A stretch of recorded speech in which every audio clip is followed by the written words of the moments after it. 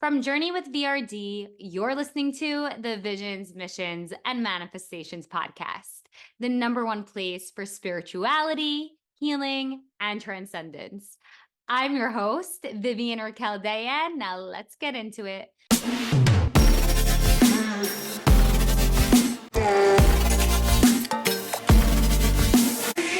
Hi, I how don't have are a you? cool I don't have a cool galactic background. Is that okay?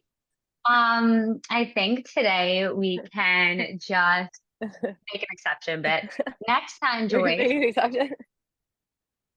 next time, Joyce, make sure you have a cool galactic background.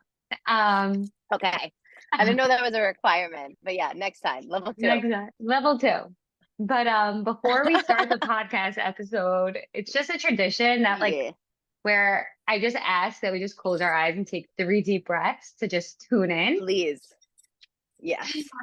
All right. Ah, You're just, yes, just clearing our energy and taking 3 breaths, settling ah. whenever you're ready, coming back. On today's episode, we have a very powerful and spiritual force speaking with us.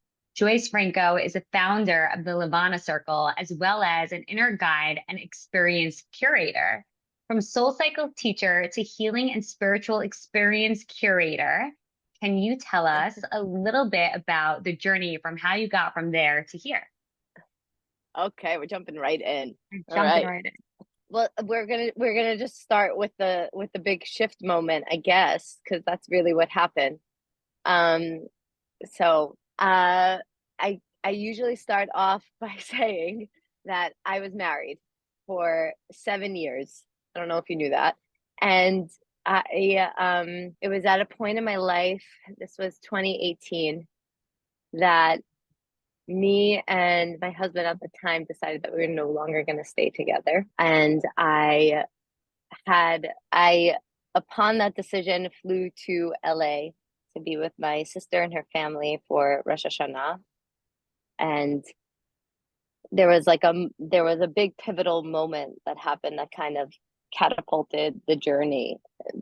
And that was, I was praying, it was Rosh Hashanah day in shul and kind of processing the fact that like my entire life was about to change as I knew it. I mean, I got married at 21.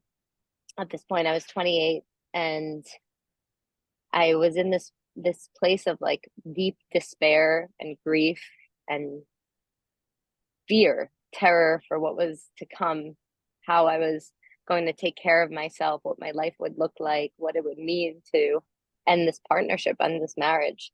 And I was sitting with my face in the siddur, just praying and begging God for clarity, for some degree of direction for what was next.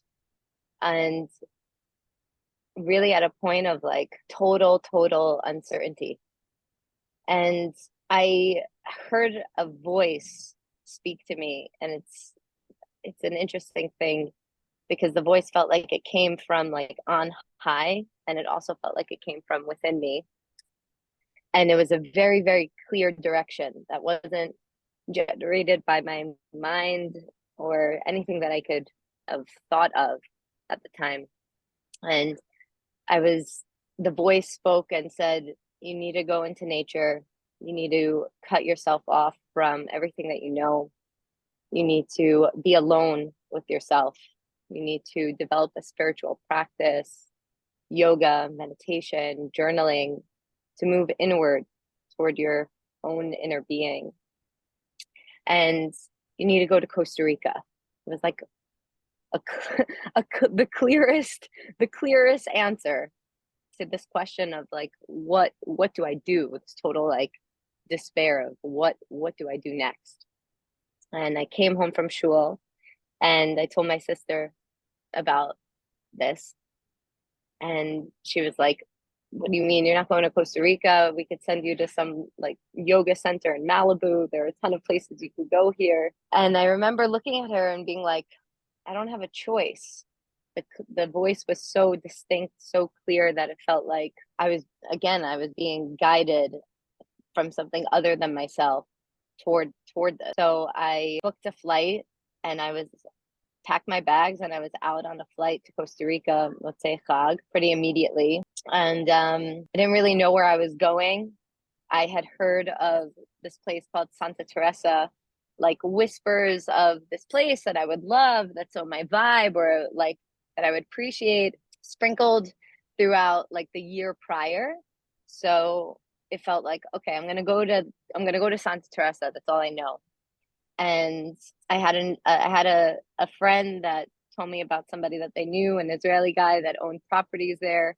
And I remember I'm on the plane, like literally like taking off in takeoff mode on the tarmac, and I messaged this person being like, hey, I land, this is my time. And he said, like, don't worry, we'll take care of you. Yeah, I landed in Santa Teresa and went on a 2 week deep dive into myself, a like fast track healing journey that I had no reference or context for. I was really being guided through the whole time between who I met and where I was taken and what experiences I had. But essentially I found my soul. The way I describe it is like it was as if the blinders were taken off of my eyes and I was awake for the first time to existence, to spirit, to God's presence running through me, through other, through nature. And during that time, it was like an unpacking of my soul from hiding. And it totally shifted everything. It was the pivotal moment, the transitional moment in my life that set me onto this path. And a lot of things at that point became clear, more than I could digest in terms of like understanding, but that landed within me as like truth. I saw so much of what I didn't see before, my own patterns, my own behavior, where things stemmed from, where I retreated away from myself, away from my relationship, how I was living in a way that was really superficial, or like kind of on the surface and oriented toward things that really weren't healthy for me.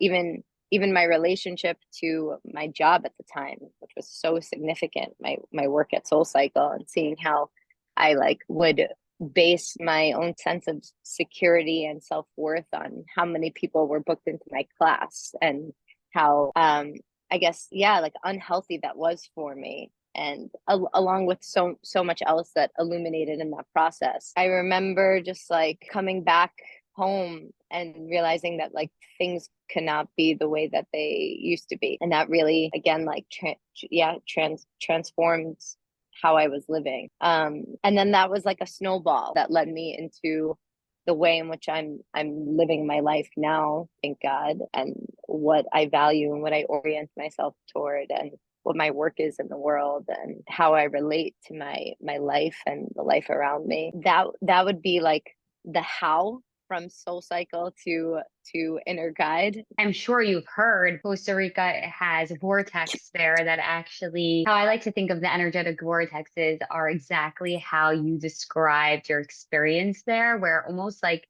the shield between us and our soul just goes away, disappears. And you're like Mm, there with your soul and you're like, oh, like I feel like me being in New York, there a lot of times I feel like there's always some work I have to do to stay connected, even though we're always connected, mm. but to keep that channel clear.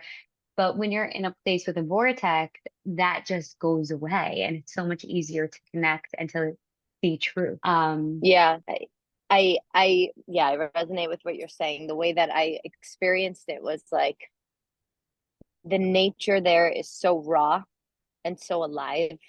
Existence is so potent, like it's just in your face. When you're facing such raw aliveness, you it's almost like you're forced to come in contact with that aliveness within you. It's a really, really powerful mirror to see yourself in reflection.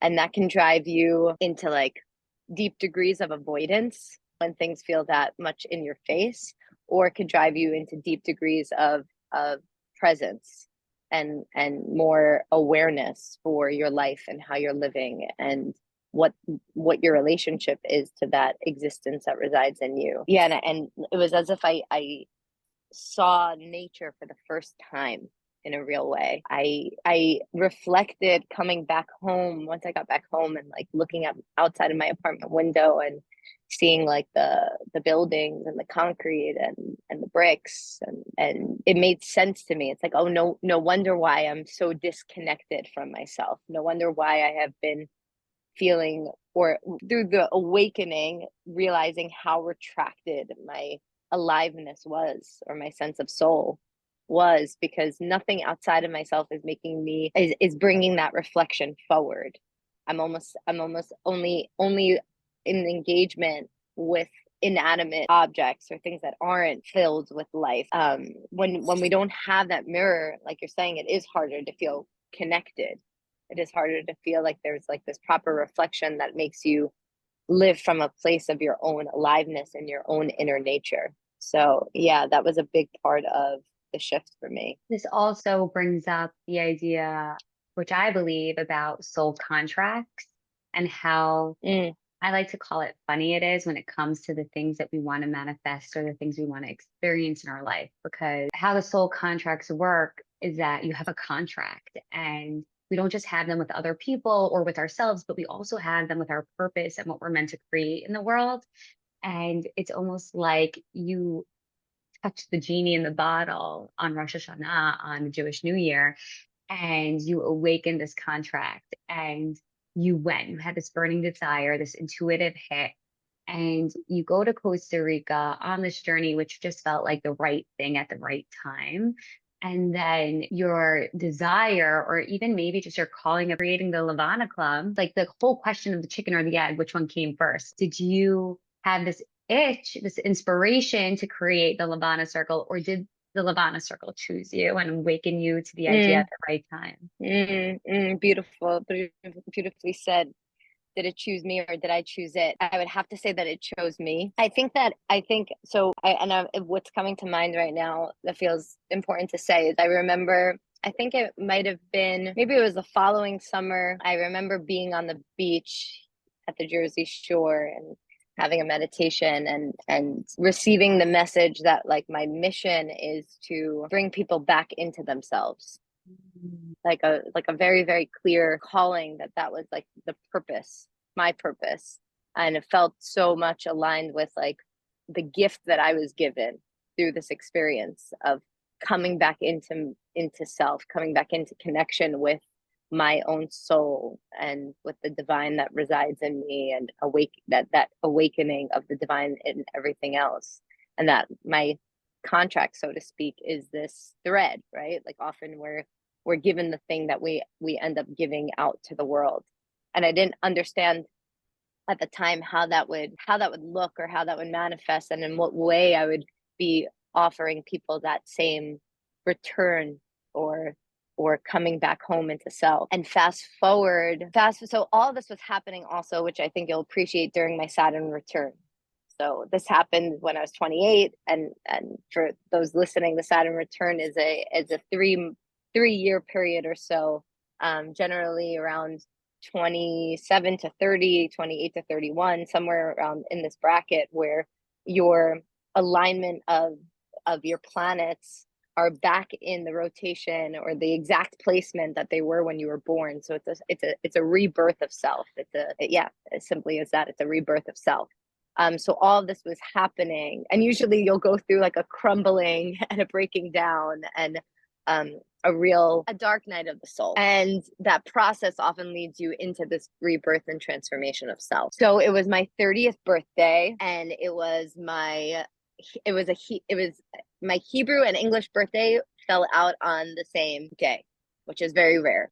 Usually that happens in a 19 years cycle, like every 19 years or so, but sometimes it doesn't line up that way, and this time it didn't. And I was turning 30, and it was a full moon. I'm a full moon in Kislev baby. They say people who What is are born on a full moon have such an easier time and a stronger connection to their intuition and to their guides. So that's so cool. Yeah, I mean, and it's funny because I mean, yeah, so much of this I didn't have a sense before. There, like between Costa Rica to where I'm telling you right now, so much happened where I felt like I was being so guided, like literally like held by God toward through the process that ended up leading me again to where I am now, but even to the moment that I'm about to share with you. Back up for a second. Okay, hadn't found my soul in Costa Rica, amazing. Came home, struggled for a year being back in New York, feeling this gaping void of living in dissonance with what I felt and what I touched in that 2 week experience and what my life was in back in New York. Even though things had shifted and my relationship to my work shifted, I was still working at Soul Cycle, and my relationships to my the circles that I was in were starting to shift, and obviously my relationship with my ex shifted. We didn't get divorced officially until a year later, and all this was moving, but I still felt this like deep yearning in my soul that like where I was not where I should be. And that 2 week taste of what was possible, I remember feeling like this is not just like a cute 2 week experience or trip. I don't know if I mentioned this, but it was the first time I ever traveled alone even. So that was like already like I've never done anything like that before. And I didn't want it to just be like a cute thing I'd tell my kids eventually one day. It felt like, no, this is how I'm meant to live my life. I'm meant to walk a spiritual path, but like how, where, with who, no idea. But that was so clear to me. So living in like dissonance with that was so painful. And I decided like, come high or hell water, I'm going back to Santa Teresa. So the next year I went back and I did my yoga teacher training in Santa Teresa, where I found my soul. It was a yoga and meditation training, and so much alignment, like coming back there and going through this month program, which was absolutely beautiful. And also like, yeah, just more, even more deeply reflecting on my life, and so much was coming up through the process to the surface, and I was starting to like energetically, things were turning on for me that I never had access to before, and it just felt like bing, like alignment was happening. So after my yoga teacher training, I decided like I'm moving here, like I am packing up my life. I went back to New York. I left Soul Cycle. I left a different job that I was working at another fitness company called Forward Space, and I moved. I got an apartment. I got an ATV. I decided that I was going to do a mentorship with my yoga teacher, and assist her in her classes, and also start to study Tantra philosophy more directly from her.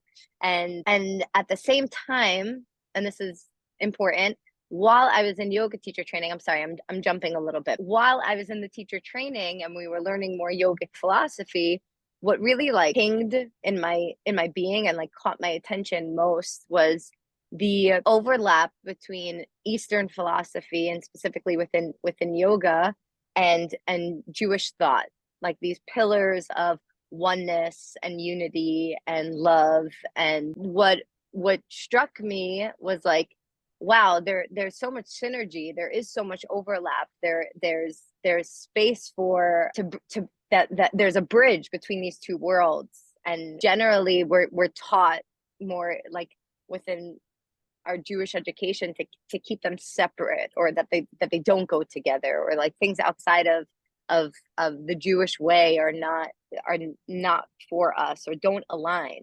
And I was noticing the alignment, and I was like, wow, like why is this why is this information so taboo, and why aren't we working to like bridge the gap or find the commonality? Because truth is truth at the end of the day. The if you're connected to the highest thing, when you go up the ladder, it's all coming from the same source. And so when I packed up my life and moved to Costa Rica, there was also a rabbi living in Santa Teresa that I decided I was going to study Chassidut with. So Chassidut is a offshoot, or like a more like intelligible version of, or universally understood version of Kabbalah, which is the deep mystical and spiritual wisdom of Judaism. And my thinking was like, okay, I'm going to create this like dual curriculum for myself. I'm going to like go back to school, so to speak, and I'm going to study yoga philosophy with my yoga teacher and mentor, and I'm going to start really deep diving into Kabbalah and Chassidut with this rabbi in Santa Teresa, because although I had a really like deep Jewish education, I was in yeshiva my whole life, and I learned everything from Chumash to Navi to Halakha to philosophy to Jewish history. There was no real education around Jewish spirituality. We it's just not taught. And I knew that in order to, like, be on the spiritual path and start to like braid these different wisdom traditions, I need to learn. I need to know. Hey there, it's Vivian, and I'm briefly interrupting this podcast episode to share some of the changes my clients are making through their journey of coaching with VRD.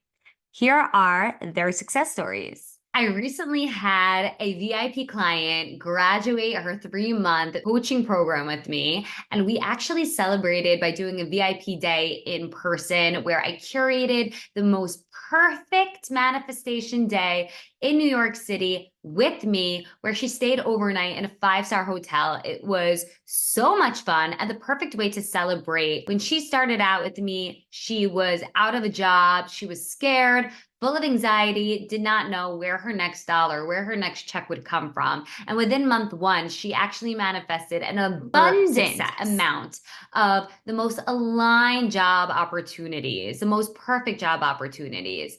And not only did she manifest abundance in career, but at the end of the 3 months, she manifested abundance in different areas of her life, including expanding her family. She's about to become a grandmother, which is huge. She manifested not only 1 puppy, but 2 adorable, cute puppies, a trip to Arizona with her 2 daughters, as well as finding money in the most unexpected places. Going on this journey with her has been such an experience that really fills me up with so much joy, knowing that the journey with VRD manifestation strategy, 5 dimensions to your ascension, really, really works. And she's just the proof of that. If you are ready to take your entire life to the next level, where you manifest a life that doesn't only look good, that doesn't only excite you to talk about with your friends, but actually feels better than it looks, one that you're excited to wake up to, then go to www.journeywithvrd.com and you can select your journey to work with me. I am so excited to be on this path with you. I'm so excited to take you to your next level, for you to ascend into a life that you are just so grateful for. So if it sounds like something that is calling your name, you're ready to just elevate, then I cannot wait to connect with you. I cannot wait to see you. I cannot wait to take you there. And I'll see you soon. I feel very blessed. And when I was saying, like, I felt like held and guided the whole time, is that like everything was always anchored within a Jewish context. Like I never really deviated to like other traditions and other religions. And now I'm back here. It always was, it was always about my connection to Hashem, my connection to Judaism, and how to bridge the gap between what was like really feeding my soul on a spiritually from like a spiritually deep place, and how do I bring that back into my relationship with Judaism. Share a little bit about your background, your upbringing, your cultural background for those following the journey, maybe starting off with your astrological trio, if you know them. Yeah, okay. My astrological trio is, I'm a Sagittarius sun, a Leo rising, and a Gemini moon. That is insane. I am a Leo sun, a Gemini moon, and I'm a Scorpio rising. So we have a lot of the same. We have a lot of the same. Well, if we go traditionally with like a Sagittarius qualities and characteristics, like love of adventure, travel, spontaneity, higher education, philosophy, expansive thinking, connect, like deeply social, human connection, play. We're a pretty fun sign, so to speak. Leo rising, which is more of like the leader, the role of the large personality, kind of like well, you tell me, what do we know about Leo? You're Loyalty, a Leo. loyalty, headstrong, leader of the pack, usually takes on the responsibility, but again, also very fun and light and loves to be adorned, you know? Somebody told me that I'm the queen of adornment, so maybe that definitely checks out. That's your Leo. And the Gemini moon, I'm still like so confused about, but I know that we come up into the mind around our emotions. There's a big split, right? There's like the two sides. There's the mental and the emotional, and like it's kind of, there's a lot of tumultuous energy there, or like it's excessive, I guess.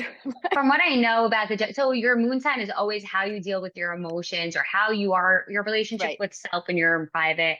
And it is very spiritual. It's very into the spiritual and the transcendence and the learning.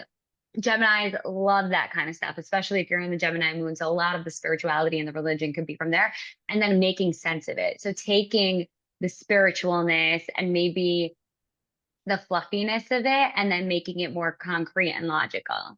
That's like, and yes, Mm, with the emotional stuff, like feeling it and then making sense of it and kind of feeling that right. chaos of the really feeling and the really trying to understand and make it more The logical. mental. Correct. There, and it's definitely, there's a lot of tension between the two, Hmm. coming up into the mind, dropping down into the heart. What am I feeling, and how do I rationalize it, and how to make sense of it? And it's a lot of mental work for the emotional body. Hmm. Okay, I would say, but yeah. And I feel like your upbringing has a lot to do with your soul's purpose and what you gravitated towards. Like you discuss always wanting to come back to the truth of who you are and maybe realizing that the way you've been living your life in a very surfacey way wasn't the truth for you and wasn't in alignment.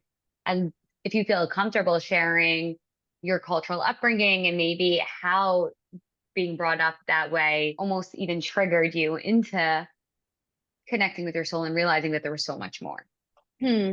Well, okay. My upbringing, I grew up in the Syrian community in Brooklyn. We say we're modern Orthodox. I mean, I joke pretty regularly that it is like Shabbat, Kashrut, Chagim, and like bikinis, Ibiza, and tequila. Like it's like there's a real straddling between like two very contrasting worlds. But to me, this is what I knew. It didn't feel like there was any kind of other way. This was just like how we grew up. We're deeply connected to our tradition, and there is like an orientation toward God and religion. But there's also a way of kind of like integrating with the world around us and the cultures around us, that we're not like separate, but we're really like mixed into it. So like I mentioned before, like grew up going to yeshiva. I went to an all girls school, elementary school. I know, like uniforms, like more of a religious school.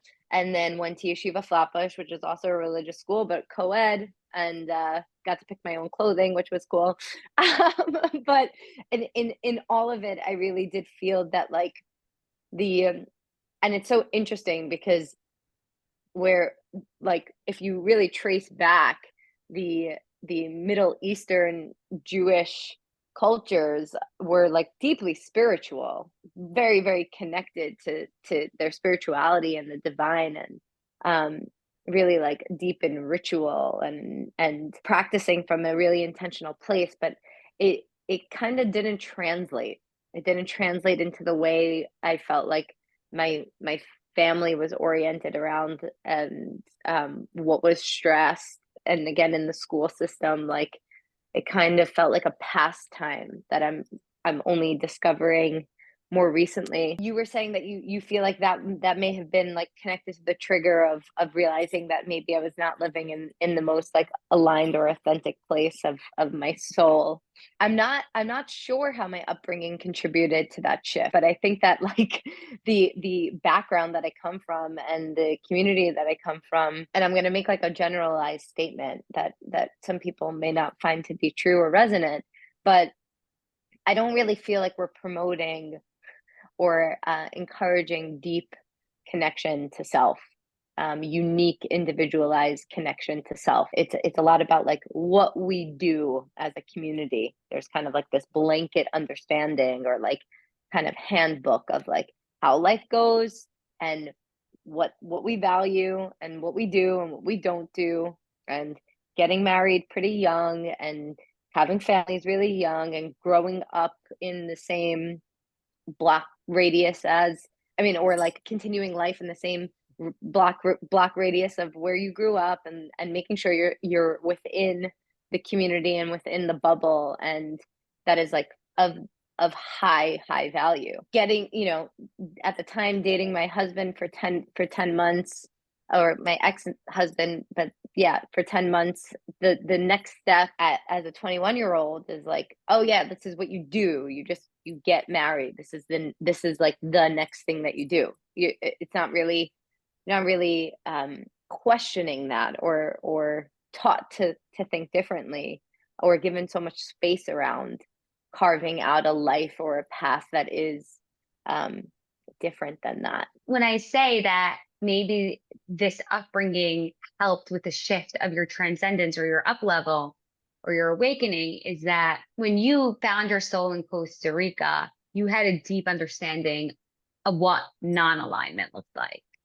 And so you were able to make the distinction, and you were able to say, oh, this is what it is compared to what I felt a couple months ago, even. And so many people need to learn that. Right. I mean, like, yeah, ultimately there was there was a deep contrast. Yes, there was a contrast from the way that I was, but and I would say beyond, really beyond what I was being taught through my surroundings, it was also just like how I was living individually, and where what I was also like after, in a way, like quickly, like 2 years into my marriage, I decided I wanted to become a soul cycle instructor, and I totally devoted myself into like this fitness path where like what I cared about, like I said, was like the class count and how my body looked and like socializing. And I was, but at the same time, it's like, okay, I'm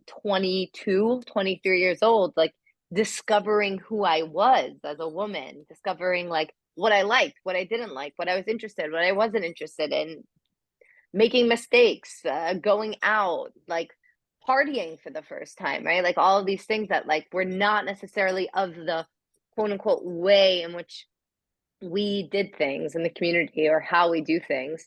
And that really was like informing my value system, where I think it led to more disconnection from myself than it did to connection to myself. Or I was figuring it out. I was figuring it out, that by the time I was like 28, what felt really clear to me was like I had no idea what I wanted at 21, because I didn't know who I was. And I think that is a bit absent from the community's like way. And I wish it was more, and it might be now because I'm a little bit like tapped out in on some levels, but like really promoting self-discovery, really allowing space in somebody's informative years to really get to know oneself, even, and yes, and having a value toward marriage and family, and continuation of connection to tradition and Judaism, like 100%, but like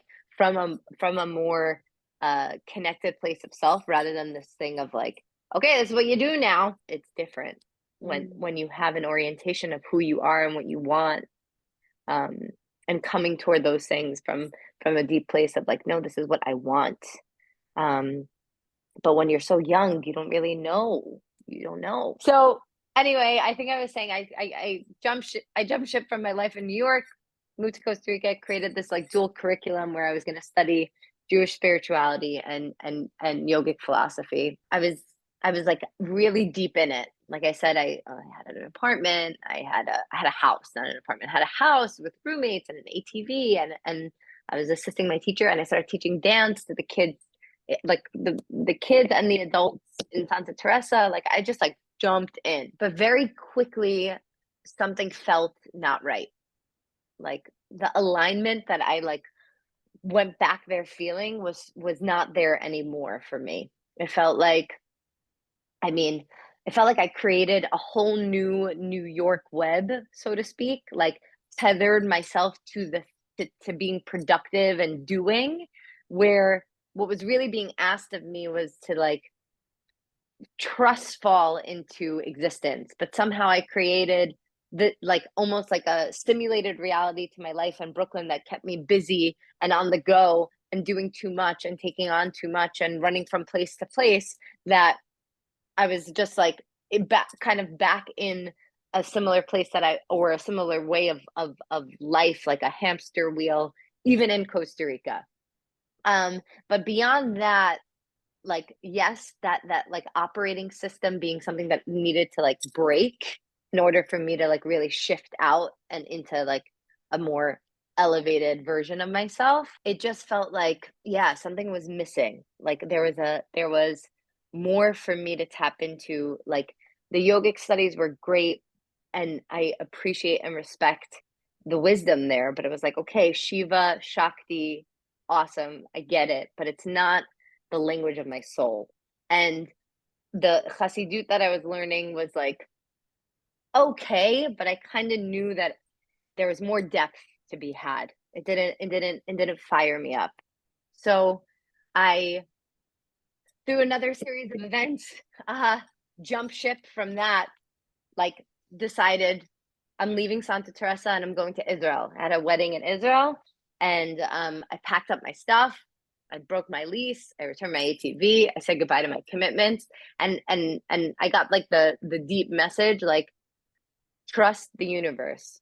Like you just have to trust the universe and release control.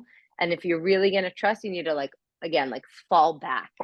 So I just allowed myself to scrap everything that I was doing, go to Israel, and like trust that I was going to be guided. Through that process, it ended up becoming like that was January, right before COVID hit. Ended up spending 6 months in Israel over COVID. And in that time period, found my like teachers that I like now really study mystical, spiritual Judaism with.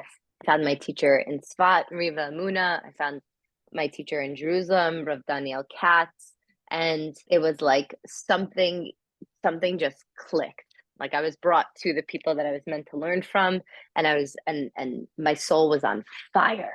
Like this is the language of my kishkas, okay? So fine, spent 6 months in Israel, like really deep diving into this wisdom that was new for me, but so old for me at the same time. Like this is my soul's my soul's language.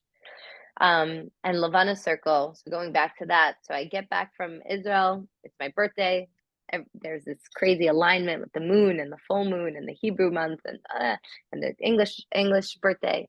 And I'm like, okay, I gotta do something intentional. There's so much alignment happening. This is not just your average birthday. And I decided I'm going to host myself something called a Verbregen, which is a term, a Yiddish term for like a night of like deep diving into self, but usually like, you know, with a lot of alcoholic spirits and like l'chaims and like getting deep. And I pulled together 14 women. I make this beautiful evening and I decorate it with candles and roses and eucalyptus and I made like party favors of like sage and palo santo, and like at this point this stuff was not really, this stuff wasn't as like accessible and I would call rampant in the norm core world. So I was kind of like bringing this like newfound spirituality that I was so connected to like the world that I was in.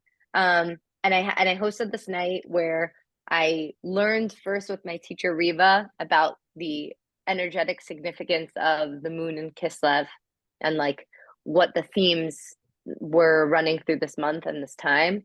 And I kind of like gave over some of that to the women, brought them through like a really beautiful meditation, and the night just like unraveled from there, where each each woman that was there, like, revealed their soul, like got up and spoke and cried and really bared themselves. And we ended up staying up till like 3 in the morning, dancing, singing, laughing, crying. It was a gorgeous, gorgeous night.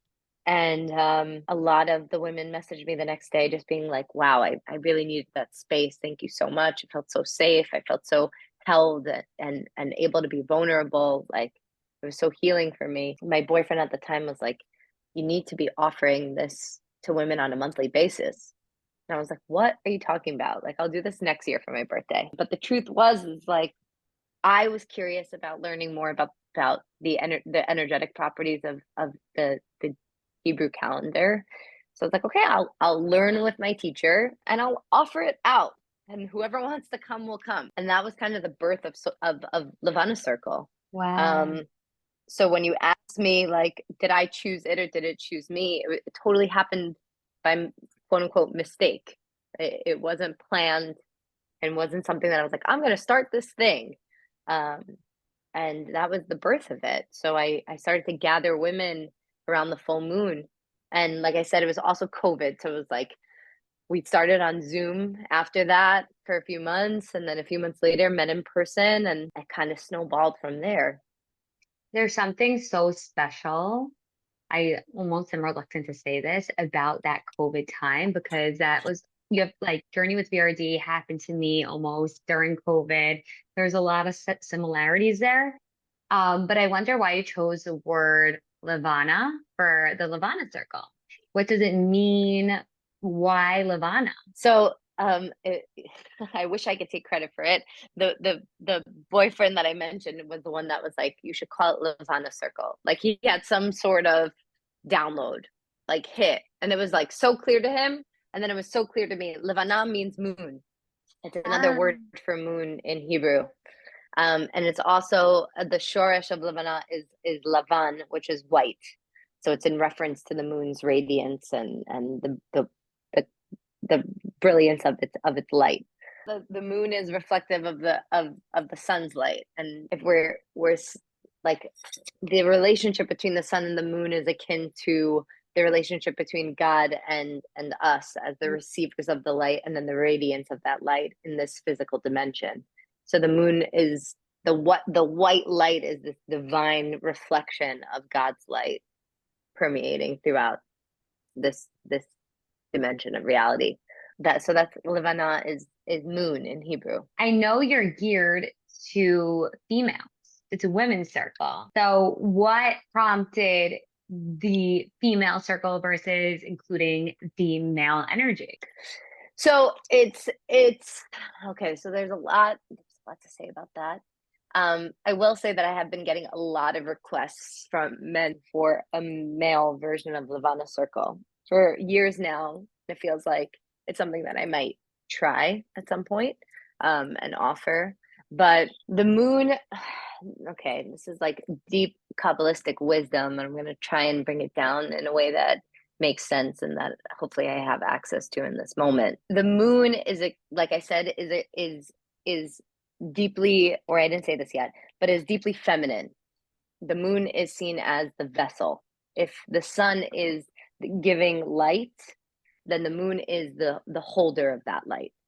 And when you bring down that relationship into looking at the masculine and feminine in this dimension of physical reality, we, in this dynamic between male and female, are the ultimate feminine quality of being the holder of light. The man is the aspect of the giver, and the woman is the aspect of the receiver on a biological level. Mainly that's what we're talking about. We are the womb. We are the holder and the keeper of the light. We don't necessarily have the same outpour of life force as the man does, but what we do have is the quality of being able to hold it, and not just hold it, but gestate it, to be in process with it, and then to produce something out from that receptivity that is something beyond that the what we're given, something beyond what we hold, but producing something entirely different. So the moon in its quality is deeply feminine. it doesn't necessarily have a light of its own that it's giving out, but it instead receives, it cycles, it waxes and wanes, it gestates the light and then reflects something that is a third thing that isn't the light itself and isn't its own thing, but something else that it gives into existence. The natural thing around like the moon being deeply feminine, I wanted to create the space, and I don't even think I like thought of it in such a deep way until I started learning about the moon and learning these more deeply mystical ideas of how the moon is innately feminine in its quality as the receiver and as the holder of light. Um, but why it started as a woman's thing was because I was just like, I want to get together with my girls for my birthday. So like all of these components were not necessarily like so thought out. Something I love that goes hand in hand with everything that you're saying, this deep Kabbalistic understanding of the moon is how your ex-boyfriend or your boyfriend at the time, he kind of gave you this life of the name Levana Circle, but you were able to hold and grow it and create something from it.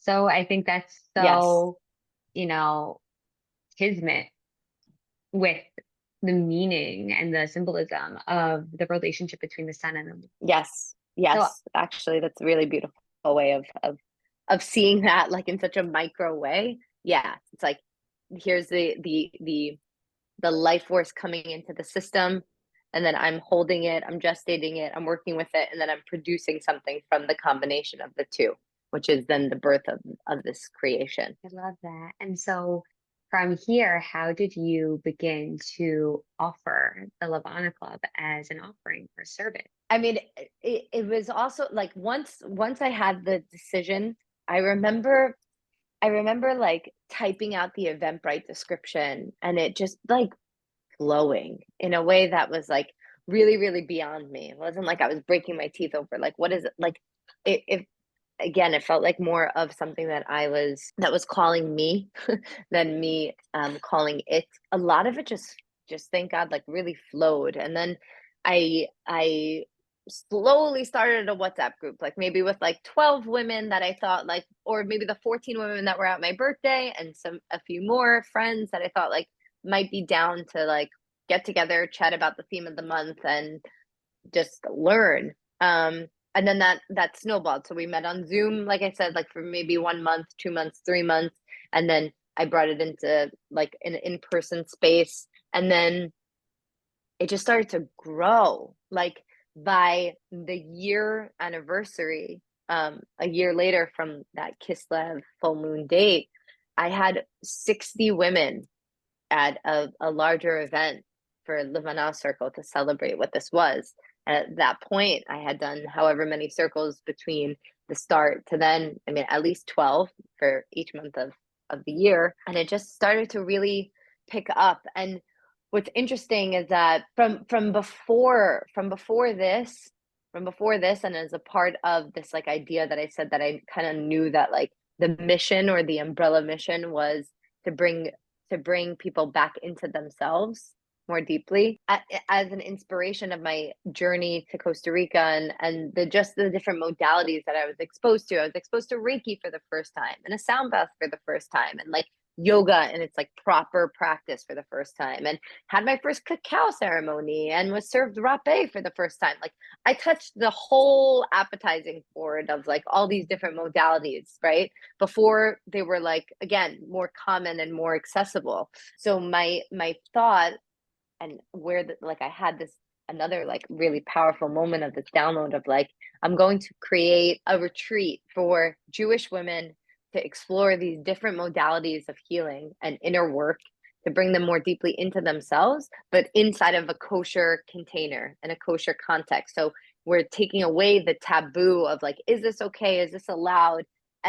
And like, is this avodah zarah? Is this not? Can I chant? Can I, right? Like, can I drink this? Like, what, and really offer it in a way that felt safe and accessible and aligned again with Judaism and not antithetical to it.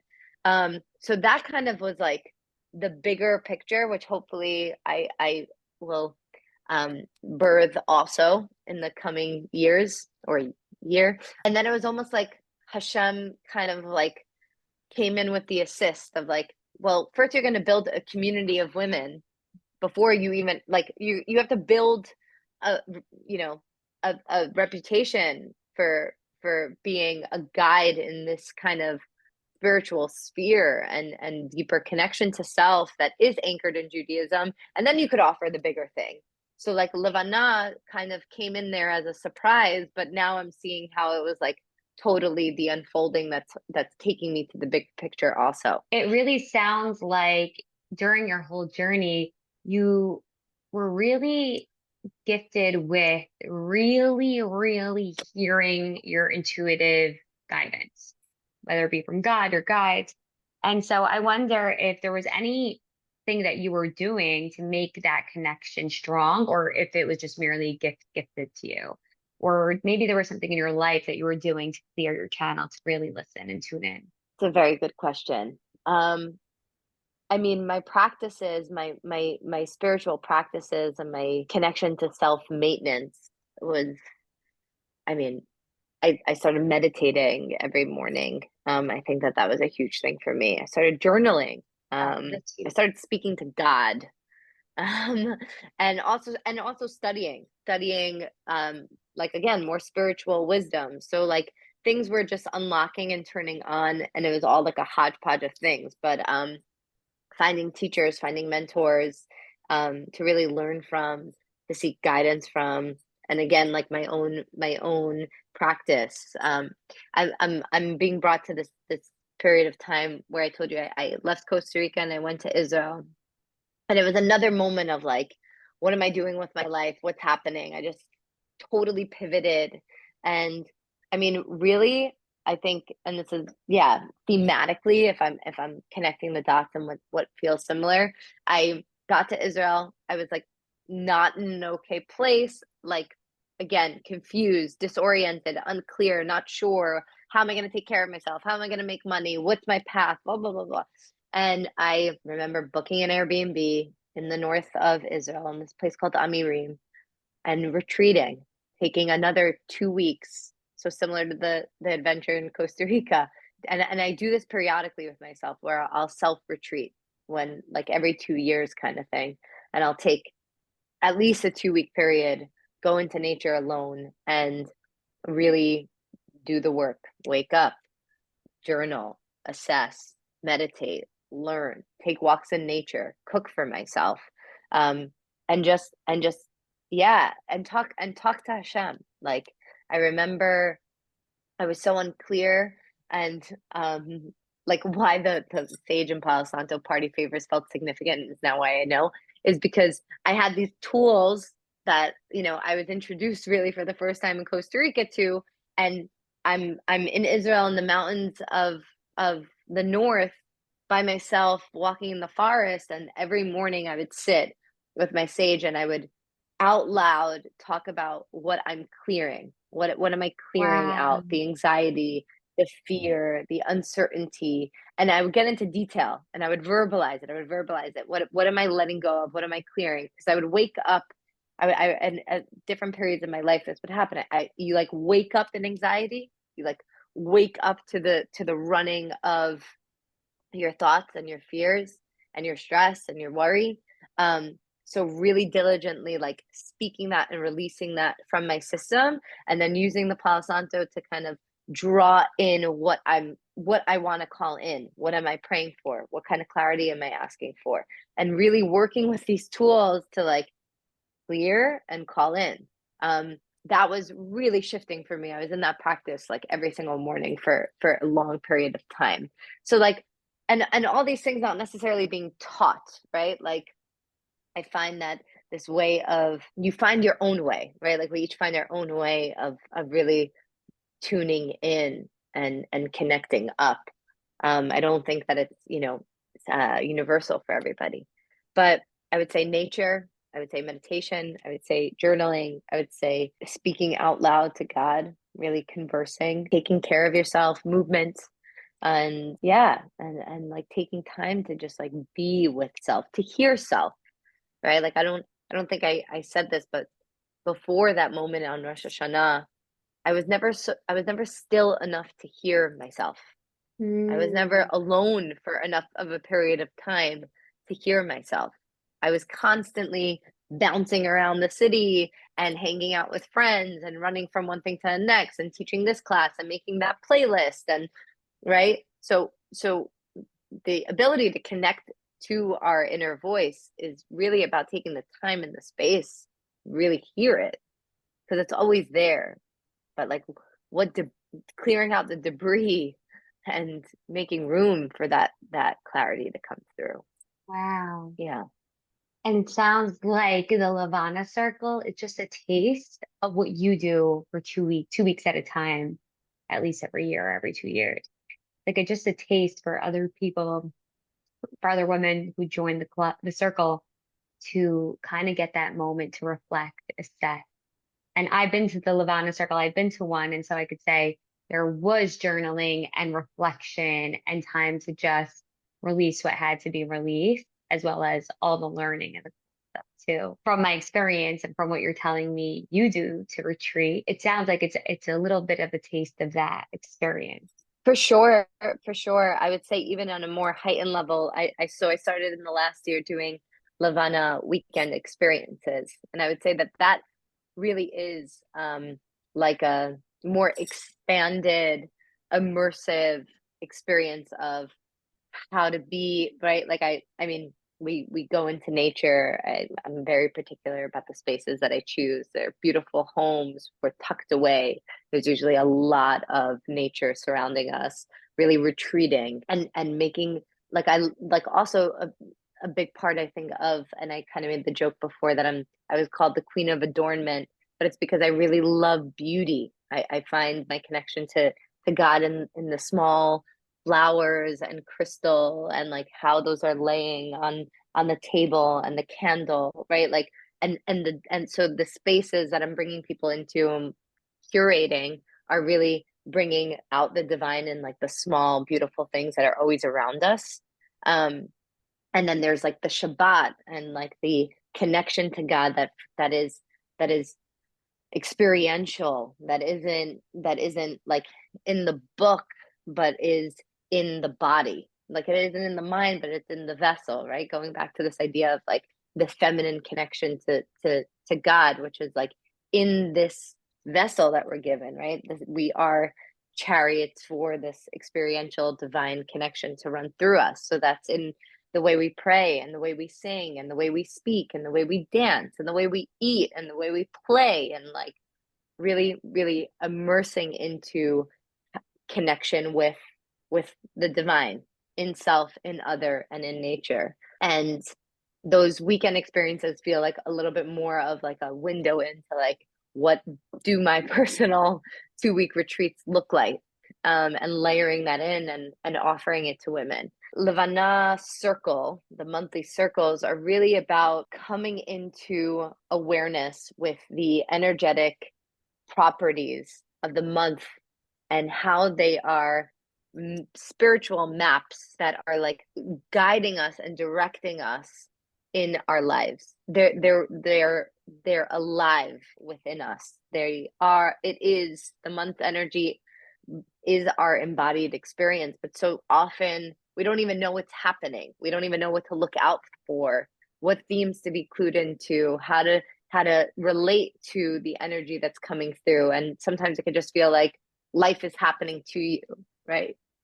So the circles are really like taking a moment in time to reflect on, okay, what are the properties of the on a macro level that are running through the months, and how are those intersecting with my lived experience to offer more awareness, more connection, and more of a navigation system to how to operate with ease and to like ride the current rather than swim upstream in the opposite direction. um, and a real moment in time for women to reflect and process. I think also in terms of listening to intuition, or what happens for me when I'm not even just on my self retreats but on my daily way of being, is I'm so much in process with my life, and I feel like a part of my gift to the world is offering my process for other people to then reflect on their own. Yeah, so like how do we become more aware of what we're moving through and what's presenting itself to us, and how are we learning from that? How is that how is that developing our sense of self? How is that growing us? How is that evolving and offering us a becoming of our being and our soul in this lifetime? So being connected to one's own personal process through the maps of the month. That's so beautiful and it's so integrational. And so I have to ask, what if you were like, what do Yes. you think your spiritual sixth sense is or your superpower? Okay.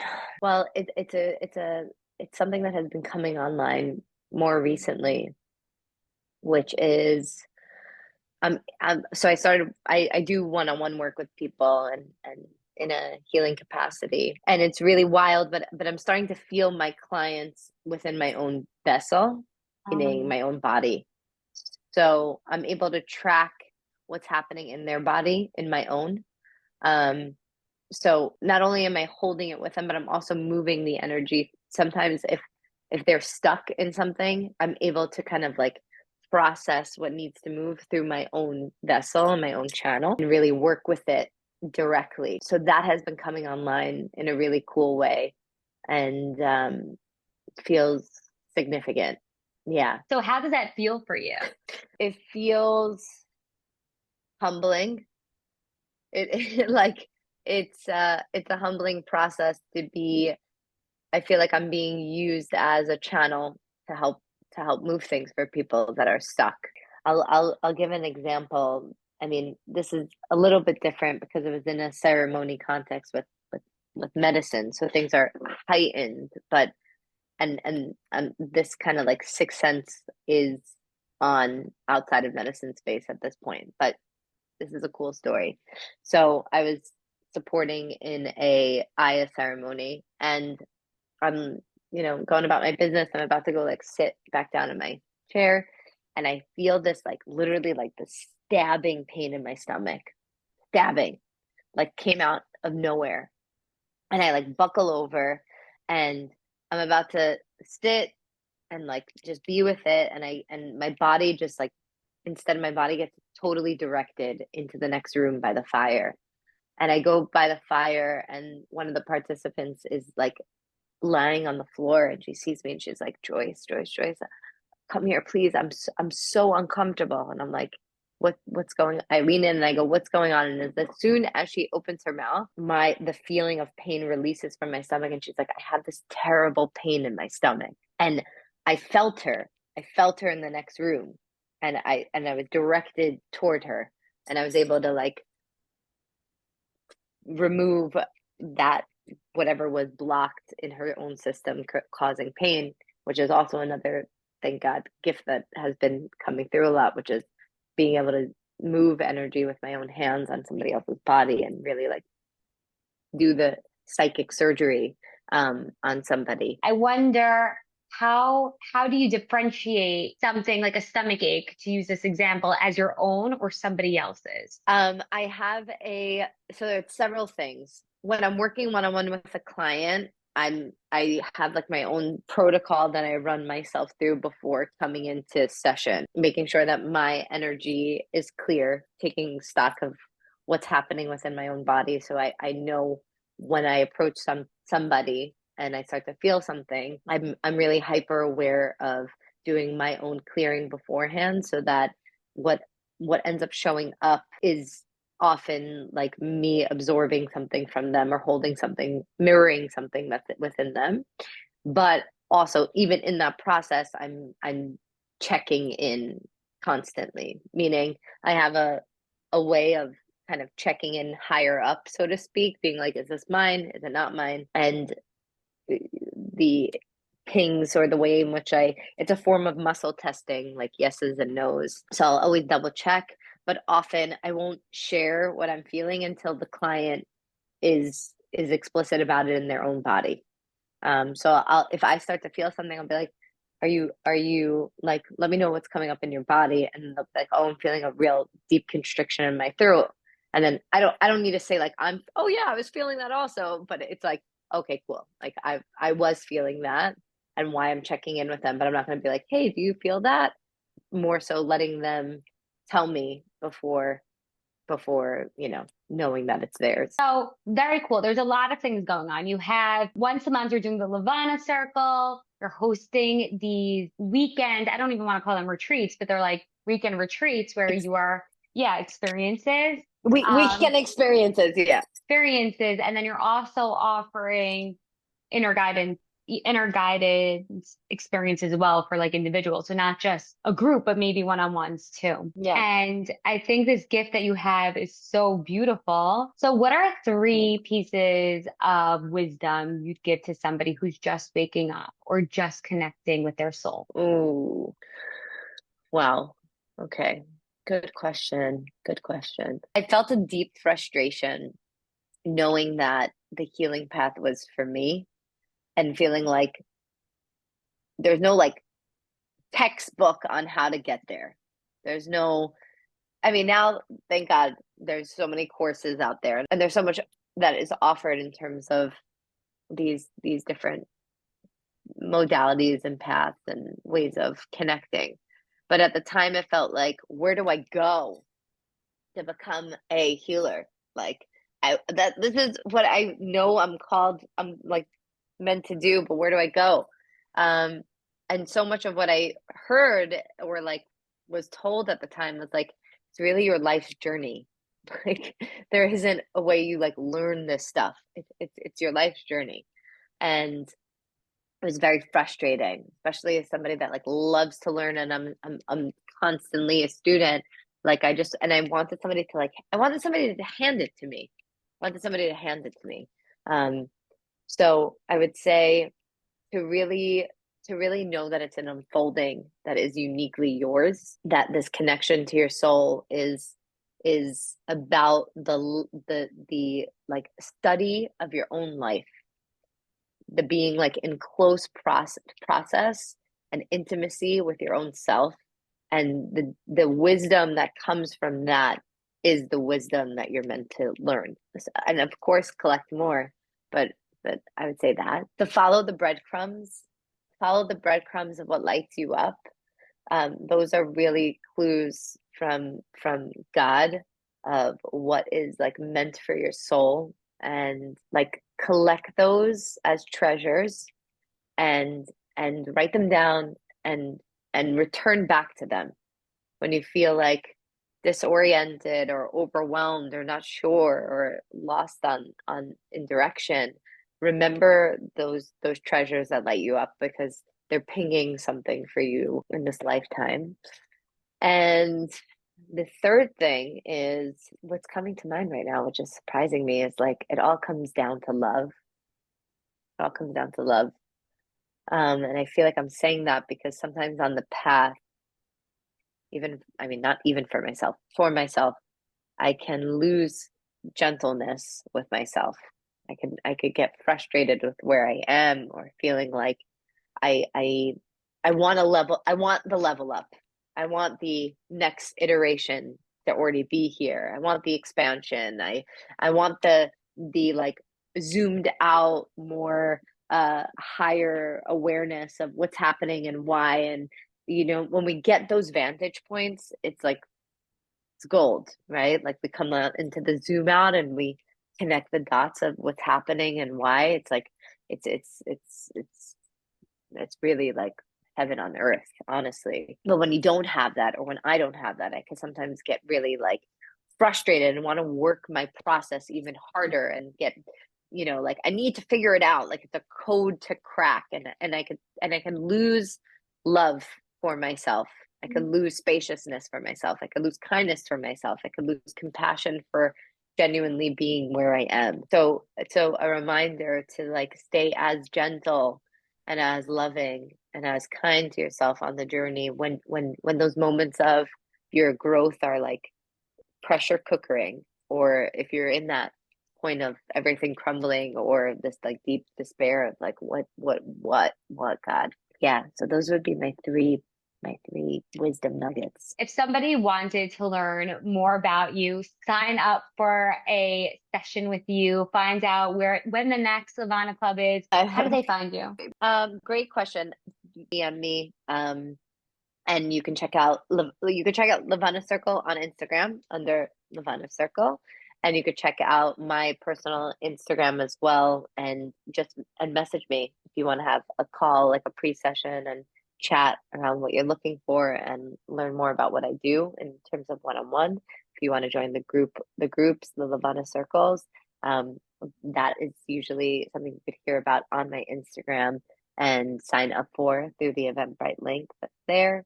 What's your Instagram name? What's your And I think personal Instagram? my personal is I am Joyce Franco, in case you didn't know. And the Levana Circle is Levana Circle. Hey, if you like this podcast episode, please download it, give us a nice review, and follow us on Instagram at Journey with VRD to get all the latest and the greatest updates. Till next week.